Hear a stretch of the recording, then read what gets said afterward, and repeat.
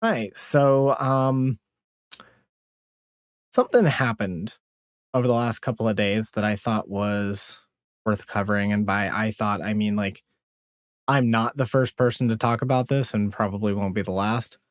Um, we got to talk about Brianna Wu. So, a couple of days ago, Brianna Wu's, like, some DMs of hers were leaked.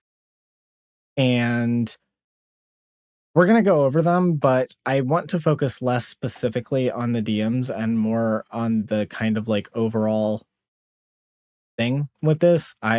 It's easy to talk about this as Brianna Wu bad, and in this case, like the things that Brianna Wu said were bad. But I want to focus less on being a specific like attack video of Brianna Wu and more talking about like a little bit of an issue that it seems like this thing stems from. So let's just kind of go over it. So to start, these are the DMs. We're going to go over these. We're going to go over these in detail a little bit.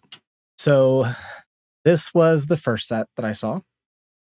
It is a group chat that Brianna Wu was in with several other people. I don't know all of the other people. I'm taking like people's words for it that the people here are not all that great. At least one of them I know is a trans medicalist, but like, well, I don't have all the information. I haven't like spent a lot of time following all of these people, so I'm just going with what I have at least observed. So we've got this is Benny Corallo. If you were here last stream, then you know I criticized Benny for being a tanky, but this is not good. Here in this, they are making fun of Benny's appearance. They got the it puts the lotion on its skin line. Her dress reminds me of those god awful skirts that femboys buy. Please. And then Brianna Wu says God. And then after that, we have no, so yeah. And then Brianna Wu says, I mean, if you're not super hot, maybe just dress normally and don't present yourself as a transvestite. You can go a long way with just being skinny and dressing normally. So this is bad. This is bad in a lot of ways. For one, it is really not cool to call another trans woman a transvestite. Like it's just like no. But we're gonna continue. We're gonna continue. I also like the kind of subtle fat phobia, but let's go. I'm not exactly sure who all of this Brianna Wu or somebody else. I think all of this is Brianna Wu. Look, I'm just speaking really honestly here. Probably too honestly, but now I recognize leftist culture was also always going to take us here. I said nothing about the BLM riots because I didn't want the trouble, and I said nothing when Tanky started taking over the party because I didn't want trouble. And I said nothing when they took over trans stuff and said you didn't need to have dysphoria to be trans. And I'm looking at where we are, and it's just like my silence led us here. All of ours did. But we did it with great intentions. We did it with great intentions, but if we don't stop this bullshit, leftism will die. I think because I'm old enough to remember when we moved away from transsexual, I'm a bit more nuanced. You have to remember daytime TV was obsessed with the sex and transsexual, so it was trying to water that down. I do think that as transgender doesn't mean anything clinically anymore, it makes sense to bring it back. So there's a lot wrong with this. There's a lot wrong with this. For one, the implication here is that like all of these issues are things that like we shouldn't care about as leftists. And because of us caring about it as leftism will die. Like if I'm reading all of these correctly and they seem to be in like the correct order of screenshots, and I'll admit I'm taking that on faith that like, these are the things. Hey, Jessica Meadow, good to see you. Essentially, Brianna Wu is saying BLM. I mean, Tanky's. This one is at least true. So broken clock. BLM saying you don't need to have dysphoria to be trans are all things that are going to kill leftism. Which which I don't necessarily know that I need to go like super in detail as to why that sucks. But we're just gonna kind of we'll just go over a little bit anyway. So for one, um, this is an optics argument. What she's going at is like an optics thing. Like, notice that she uses the word riots when she's talking about BLM. So she's referring to the BLM movement through probably through 2020, right? And talking about the riots. Well, there were some riots that came out of the BLM movement. That wasn't the majority of the BLM movement. And so what she is essentially arguing was the BLM movement made us look bad because of the riots. We've already gone over this several hundreds of times over the last few years. It's just not true. It was almost entirely peaceful protests, like Erica said. And the same goes with the dysphoria to be trans, right? So, like, essentially, her argument here, you don't have to have dysphoria to be trans. A correct statement is also going to kill leftism, which again doesn't shake up. The reason why we point out that you don't need to have dysphoria to be trans is that self-ID is a better system of like identifying one's gender. Because gender being like a social construct slash, I think the definition that Zena and Poppy use is like a self-emergent schema, which I do like.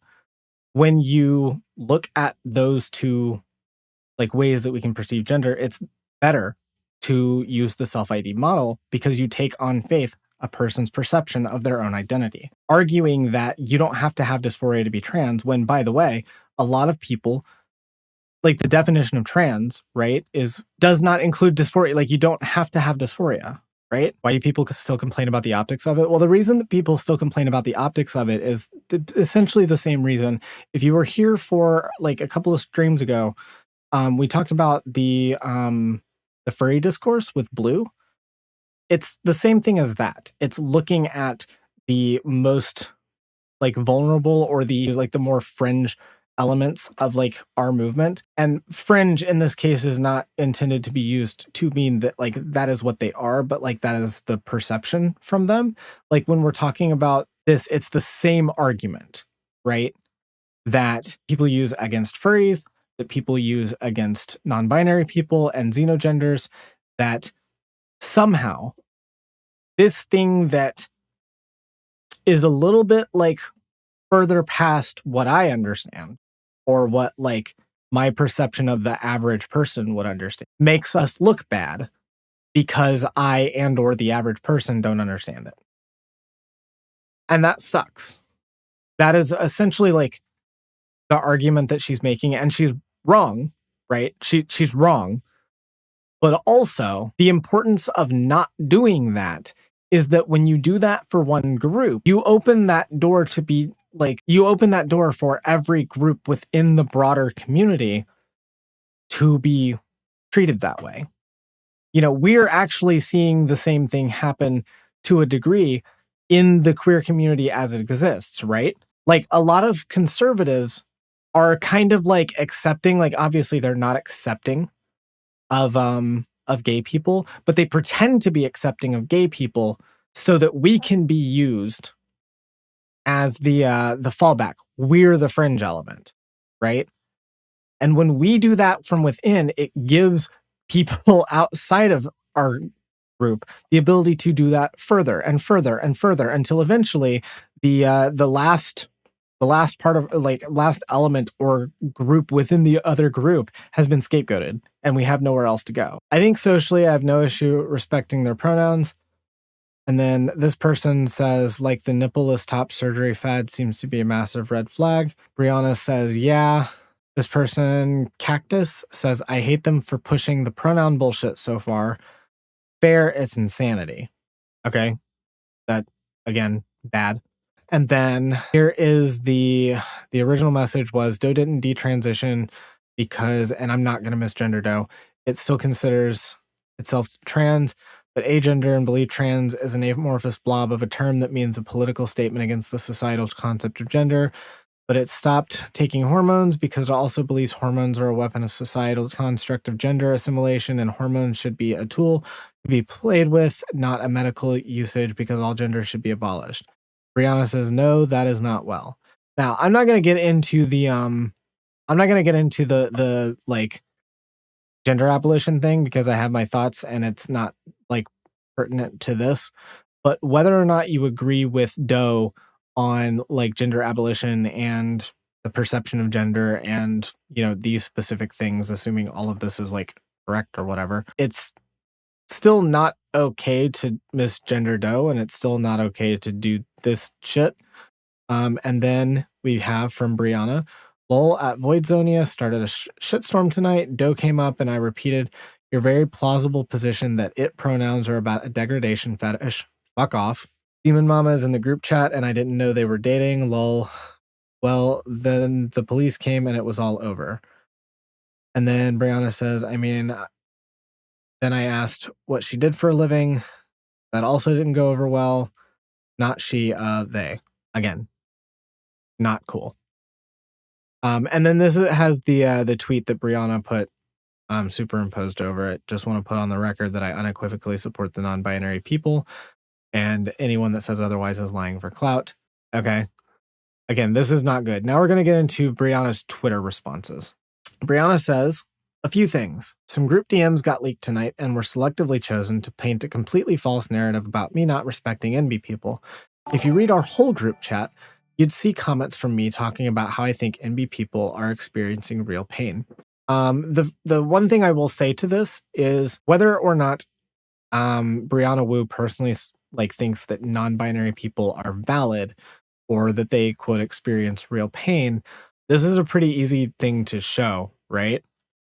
Like you can just show this. There was this response from Shoe on Head. Says, nah, you were spitting in some of those caps. The amount of left-wing YouTubers, streamers, large Twitter accounts, trans and cis who agree with you, but like you have not said anything publicly is hilarious. Not my place to out them, but inshallah they grow a spine one day. And then Brianna Wood responds, the thing is, all of us are having private conversations concerned about how anything but the most maximalist position will get you in trouble. And you're right, this isn't going to stop until you say this stuff publicly. So again, she's kind of contradicting herself. You Guys Talking History says civil rights legislation is worded in a way that disallows discrimination. It doesn't make something permitted. So Wu's view is just ahistorical. True. Yeah, fucking Shoe. Also, yeah, fuck Shoe, by the way. So the next one, sincere post. I genuinely am sorry, and I understand I let a lot of people down. It's not just my opinion that NB people are part of the trans community. It's a fact because it's right there in the WPATH standards of care. You cannot pick and choose which parts count. Okay, so again, this is another thing that she's doing. It's not a fact because it's in WPATH. It's in WPATH because it's a fact. Got those two mixed up, Brianna. And also it's a fact whether or not it's in WPATH. That's the thing about gender, is that there isn't, it's not something so simple that you can just boil it down to a medical position. He continues, I admit I should not have used that word to describe Benny's outfit in that OnlyFans picture, even privately with some of my closest trans friends. I apologize without reservation. She had been attacking me viciously for days, but even then, I should have been kinder. I'm sorry. Well, to my understanding, she didn't, like, this wasn't like a reciprocal thing. Like, okay, so here's the difference between Brianna's thing here and then, like, instances where I have had someone attacking me. Let's go with the big one. Anyone remember the Bad Empanada shit? Bad Empanada was going after me. I didn't make it a point to go after his appearance or to make irrelevant points, even in private. I know I can't prove that, but I can tell you that I don't say shit about Bad Empanada in private because I don't think about Bad Empanada enough to really go through that. But what I did do was I focused on exactly what he was saying and dismantling his behavior. You can just do that, Brianna. You can just talk about the behavior. If you're upset with Benny attacking you, and again, I don't think Benny is that great, but if you're upset with Benny attacking you, you can just like criticize her behavior. You don't have to throw around the word transvestite. It would be one thing to call Benny an asshole, calling her basically non-passing a man in a dress isn't the same thing. Exactly. Like, you can just say she's been a bitch or a dick or an asshole or something. Use any word that feels good to you. You don't have to go like after how she looks as a trans woman. This was another thing that Naomi sent me over this. Ian Miles Chung said Brianna Wu redemption arc. I feel like if you as a leftist activist are saying like some hurtful shit about a trans woman, and that hurtful shit ends up being reposted in a positive light by the likes of Ian Miles Chung, you fucked up. You have fucked up. The last one that I want to bring up too is this one. So Keffels quoted Brianna Wu. I've been out as trans for almost 13 years, and I guarantee most people outraged by this. There's a private account somewhere on Twitter where they're saying worse. The real proof trans women are women is in how catty they are to each other. I'm going to be real with you. I don't like this. I don't like this at all. I think it's kind of like, I think it feels a little bit essentializing to women. And I also think that it doesn't really matter ultimately. And I want to be upfront with this, by the way. I know that that Xena and Poppy brought this up in their coverage of this too. But I do want to be like upfront. Keffels donated money to my GoFundMe. I do not like know Keffels, and I have not like spoken to her. I do generally have a pretty good opinion of her, at least of her work. And I want that to be like made clear when I'm talking about this, that like I'm criticizing this from a place that like I just kind of like don't like this. I don't think it's good. And this does look, at least to me, like someone defending a friend. It doesn't really feel, in my view, like it's someone trying to grift or something like that. I mean, it could be, I don't know. I don't know Keffels, but it doesn't read to me like that. And I'm not going to sit here and just go hard on Keffels over it. But I did want to bring it up because it is at least relevant, and I know enough people are going to ask me about it. So the answer is going to be, I don't really care that much. I really don't think you should defend your friends if they're being bigoted. What I'm getting at is, yes, Keffels should be willing to critique Brianna Wu, but if they're friends, kind of like what I would want to know is how this extends privately, right? Because this right here, like to my understanding, these two are friends. This could end up being a private matter for them.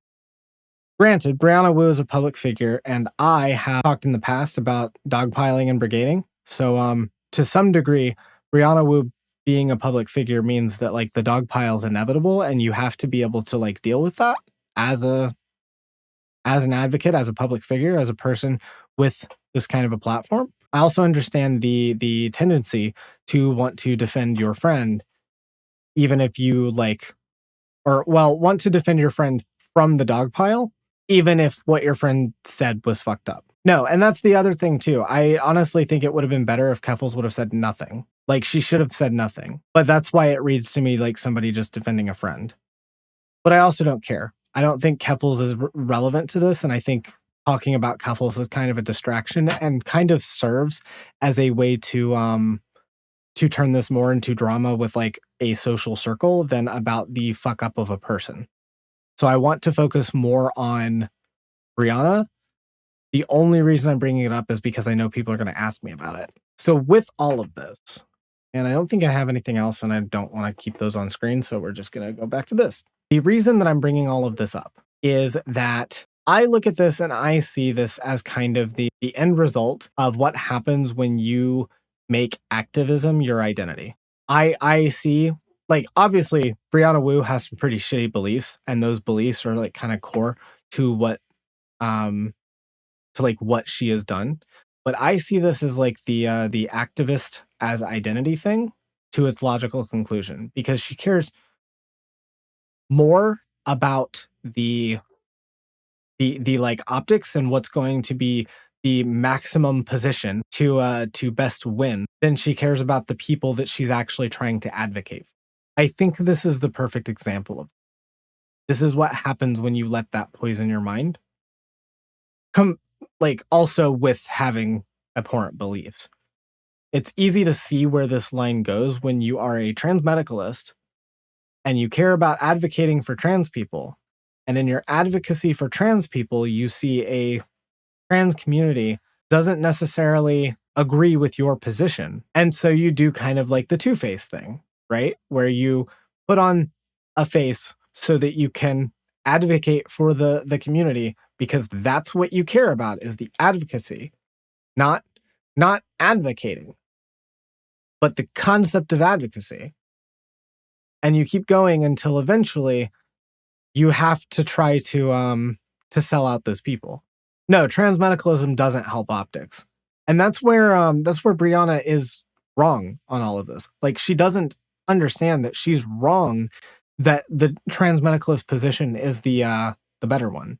Like she's just wrong. Trans medicalism isn't the common position or the one that is the easiest to advocate for.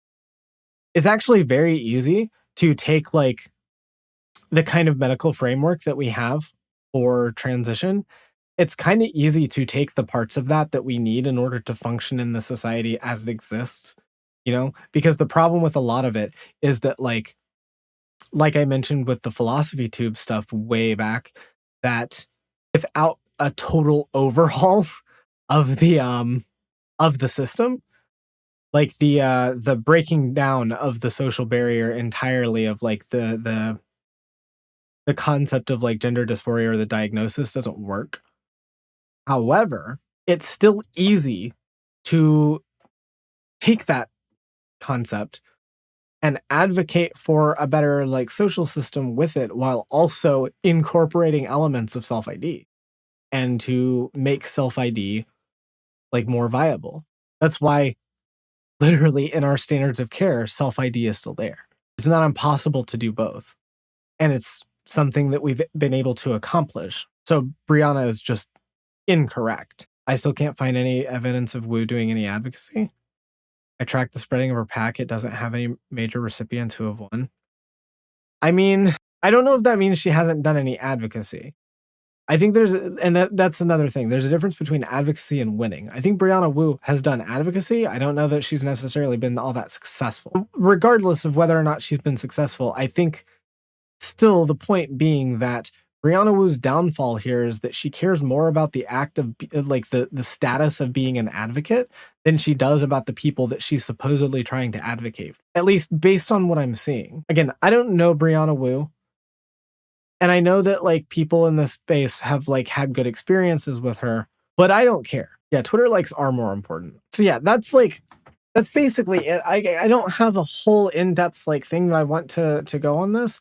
I just kind of want to like discuss more of the overall concept because I can just sit here and shit talk Brianna Wu for an hour. I could just do that because these DMs are really bad. But ultimately, I just want to throw caution out there for the fact that this is what happens when you look at figures who care more about the status of their work than they do about the people that they're trying to help. This is the same thing that I would actually kind of argue was an issue with RGR. At the end of all of that, what I saw with RGR was somebody who cared more about being a trans advocate, about being somebody who's doing like whatever work, like being the trans lawyer trying to advocate within the law framework, than someone who cared about people that she was actually doing the advocacy for. And Brianna Wu is doing the same exact pattern here, and also being bigoted while doing it. Come to think of it, so is RGR. So, you know, things repeat themselves.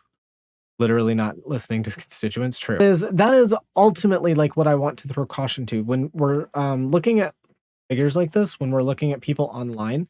I know that I do this, right? Like I talk about advocacy and I talk about being effective in doing like that work, right? But I don't like take being an advocate or like the work that I do, which by the way is nothing. I don't take any of this to heart to think that like this is some sort of status symbol. You know what this is for me? What streaming and what like making arguments and like trying to convince people and trying to get messages out there is, this is a way to get my voice out. This is a way to be heard. Hopefully, it helps people within the same community that I'm in be heard as well. Hopefully, I'm able to echo similar sentiments, and hopefully it'll have some sort of like effect. But that's not first and foremost why I do this. This is something I enjoy doing, and it's something that helps me feel heard. What I'm saying is you should be skeptical of people whose entire like personality and brand are structured around the status of their work. That doesn't mean they're always pieces of shit. It doesn't mean that they're always two-faced. It doesn't mean that they're always going to do this kind of thing. All it means is that you should be cautious. I think Brianna Wu, RGR, and all of the other like transmeds in the online left are proof of that. Don't say that. Every little thing helps with protecting others. So I'm not saying that like my work does nothing in like the literal sense. What I mean is that like, for me, this is not like, I'm not the same as somebody out there organizing on the street. Neither of these things are better or worse than the other, but one of these things is going to do a whole hell of a lot more for things in the real world. And it's not this, at least not right now. Streaming takes off as like a thing in the political sphere, and it becomes like a way that a lot of people, like the majority of people, start engaging with like politics, then maybe. But at least right now, why does it feel transmed people are spawning up more and more as time goes on? I think it's generally like, I think it's a cycle as we tend to gain more ground, more of the more conservative like elements of the queer community start to pop up. I think this happens like every single time we have a little bit of ground. The trans community are on the winning side in spite of all of the shit that we have to deal with in different states and some countries. But like ultimately, most people are chill with us. And as like people become more and more become more and more normalized, some of the more like conservative elements are going to prop up and start to push back. Because the further like we're able to, we're able to push for our own rights, even the elements of our groups that don't want to see those rights be given are going to start pushing back. Like Brianna Wu obviously has some not good beliefs, and I don't like those. But like also it seems to be more of like the symptom of being an advocate above all else. Because this was a thing on Twitter, right? I actually subtweeted on Twitter, as I should not be doing, because it's not good. I did a little bit of a subtweet on Twitter, and the problem is that because what I was subtweeting was also talking about the Brianna Wu thing, and it happened during all of this, people thought I was subtweeting about Brianna Wu. So let me see if I can pull it up, because this did get a little bit of like thing. So I posted this. I think believing that people can be rehabilitated is a good thing, actually. Which is true, by the way, just objectively. A lot of people thought I was talking about Brianna Wu, and I want to say I was not. I'm not going to say what I was talking about because I honestly don't want to just start like a bunch of drama again. But people who are like really paying attention would already know anyway. But I do want to say, because there are going to be some people who, like, we're going to have this discourse again. I've already seen people who are defending Brianna Wu say this. So I do want to say, for starters, two things can be true. It can be true that Brianna Wu can have some really, really, really fucked up beliefs, and that a lot of us really don't want to associate with her because of that. That also doesn't erase any potential work that she's done, and it also doesn't mean that she can't change. Now, we need to see evidence of that, and it's not going to be immediate. Like, you wouldn't, like, in 2 weeks, have Brianna Wu say, like, a nice thing about a non-binary person and then say, like, oh, obviously reformed. But, like, you want to look for the pattern, right? So I do want to be clear that when I criticize Brianna, I'm not writing her off entirely. I also want to allow for that growth, allow for this kind of stuff to stop, to like change, and actually like be a better person with this stuff and have better beliefs. Now, if Brianna Wu, who is never going to see this, by the way, but if Brianna Wu ever wanted to talk about this stuff, of course I'll talk about it. I will gladly try to convince her out of being a trans med. But doing the thing where we just like completely like excommunicate and never like whatever.